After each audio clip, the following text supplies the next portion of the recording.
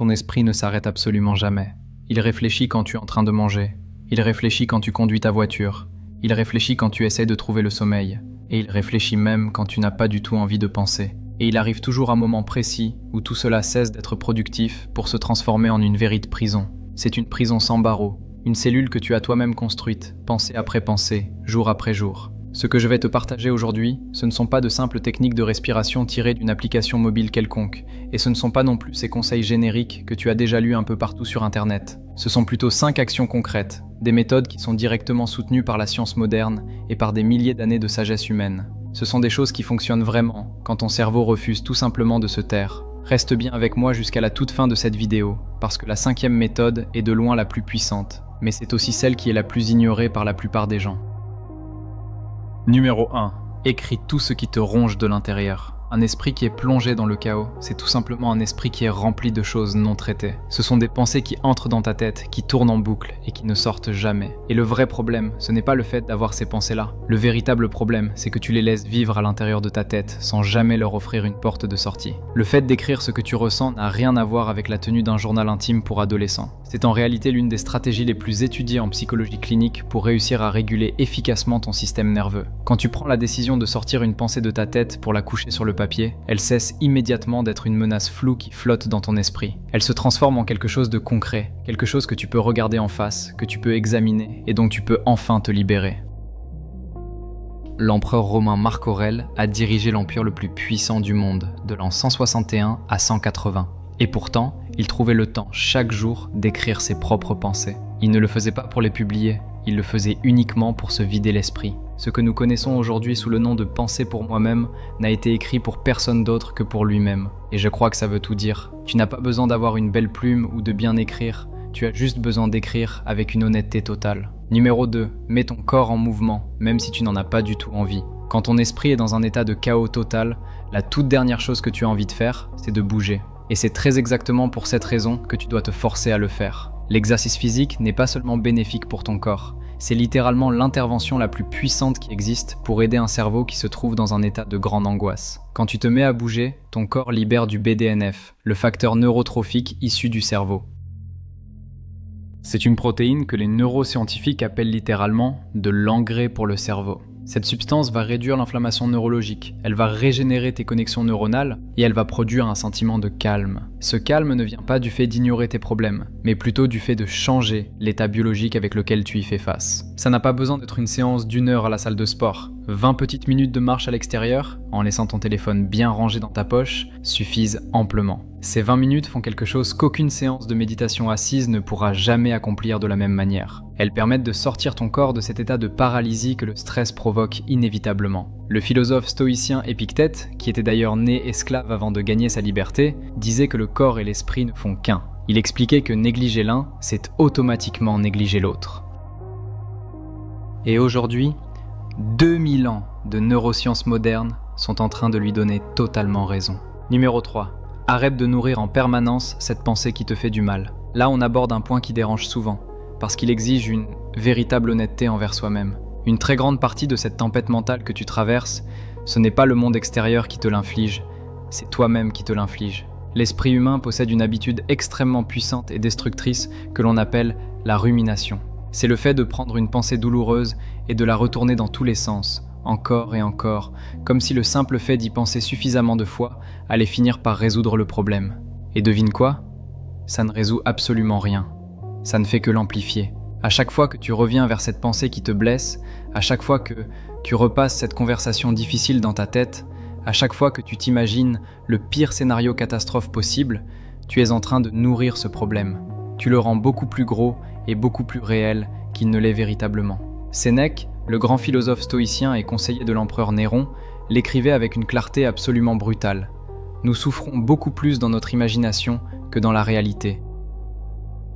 La grande majorité des choses qui sont en train de te voler ta paix intérieure aujourd'hui ne se produisent pas en ce moment même dans le monde réel. Elles se produisent uniquement dans ta tête. Et c'est ton propre cerveau qui est en train de les exagérer de façon démesurée. Mettre cela en pratique n'est pas facile. je te l'accorde, mais le concept reste très simple. Quand tu remarques que tu es en train de ruminer, ne commence pas à te battre contre cette pensée. Contente-toi de rediriger consciemment ton attention vers quelque chose de très concret qui se trouve juste là, devant toi. Bien sûr, la pensée ne va pas disparaître de manière instantanée, mais elle va perdre de sa force à chaque fois que tu refuseras de lui donner à manger. Écoute, si tout ce qu'on vient de voir t'est vraiment utile, prends une seconde pour aimer cette vidéo dès maintenant. Et si tu as envie de continuer à recevoir ce genre de contenu toutes les semaines, abonne-toi et active les notifications. Ça m'aide énormément à avancer, et pour toi, ça ne coûte absolument rien. Continuons tout de suite avec les 2 méthodes les plus importantes.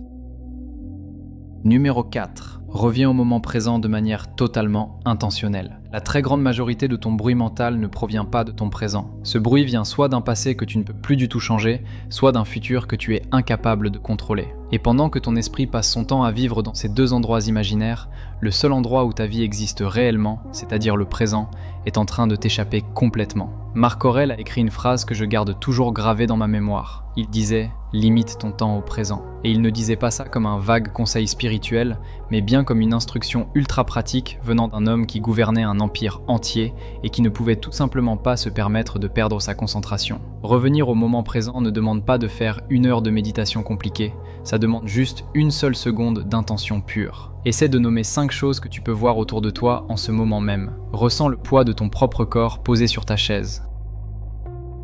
Écoute attentivement les bruits qui t'entourent, dans la pièce où tu te trouves. Ce n'est pas du tout un exercice mineur ou inutile, c'est littéralement le moyen de changer le canal neurologique de ton cerveau pour passer d'un mode de menace perçue à la réalité de l'instant présent. Plus tu vas t'entraîner à revenir consciemment au présent, moins ton esprit passera de temps à vivre dans ces endroits virtuels qui lui font le plus de mal. Numéro 5. Accepte pleinement ce que tu ne peux pas contrôler et lâche prise pour de bon. C'est de loin le point le plus difficile à appliquer, mais c'est aussi celui qui va le plus transformer ta vie. Une part gigantesque de ton anxiété mentale vient du fait que tu essaies de contrôler ce qui échappe totalement à ton contrôle. Tu t'inquiètes de ce que les autres pensent de toi, de la façon dont les choses vont se dérouler. Tu te demandes si telle personne va finir par changer ou si telle situation va s'améliorer. Mais cette bataille-là, tu ne peux tout simplement pas la gagner parce qu'elle ne dépend pas de toi. Et pourtant, tu dépenses des quantités astronomiques d'énergie mentale à mener ce combat tous les jours de ta vie. Épictète a construit l'intégralité de sa philosophie autour de cette distinction fondamentale, et il l'a vécu dans les conditions les plus extrêmes que l'on puisse imaginer. En tant qu'esclave, il n'avait absolument aucun contrôle sur sa vie extérieure, et malgré cela, il était probablement l'homme le plus libre de toute la ville de Rome. Pourquoi ? Parce qu'il comprenait avec une clarté absolue ce qui dépendait de lui et ce qui n'en dépendait pas. Ce qui dépend de toi, ce sont tes propres décisions, les efforts que tu fournis, ton attitude au quotidien et la façon dont tu réagis aux événements. Ce qui ne dépend pas de toi, c'est le résultat final. C'est l'opinion que les autres ont de toi. C'est le comportement des gens qui t'entourent. C'est la météo, c'est l'état de l'économie, et c'est tout ce qui appartient déjà au passé. Lâcher prise, ce n'est pas baisser les bras ou abandonner. C'est simplement arrêter de sacrifier ta propre paix intérieure dans des batailles qui ne t'appartiennent même pas. Et quand tu arrives à faire ça, quand tu le fais vraiment, du fond du cœur, ton esprit n'a plus d'ennemis contre lesquels se battre. Et il finit enfin par s'apaiser. Donc, rappelle-toi de ces 5 choses. Écris tout ce qui te pèse sur le cœur. Mets ton corps en mouvement. Arrête de nourrir les pensées qui te font souffrir. Reviens consciemment au moment présent et lâche prise sur tout ce que tu ne peux pas contrôler. Je ne suis pas en train de te demander de toutes les appliquer à la perfection dès demain matin. Ce que je te demande, c'est d'en choisir une seule aujourd'hui. Juste une. Et de la pratiquer avec une vraie constance, jusqu'à ce qu'elle devienne une partie intégrante de toi-même. Parce qu'avoir un esprit calme, ce n'est pas un luxe réservé à quelques privilégiés. C'est la fondation même sur laquelle tu vas pouvoir construire tout le reste de ta vie. Ta santé physique, tes relations avec les autres, ton travail au quotidien, ton propre bonheur. Absolument tout dépend de cet état intérieur que personne d'autre ne pourra jamais t'apporter de l'extérieur. Comme le disait si bien Marc Aurèle, la paix ne se trouve pas dans les choses qui t'entourent, elle se trouve à l'intérieur d'eux. Toi, si tu es resté avec moi jusqu'ici, je te remercie du fond du cœur. N'hésite pas à aimer la vidéo si tu as retiré quelque chose d'utile, partage-la avec quelqu'un dont l'esprit tourne à 1000 à l'heure en ce moment même, et abonne-toi si tu veux. Continuez à recevoir du contenu qui te fait réfléchir et grandir chaque semaine. On se retrouve très vite dans la prochaine vidéo.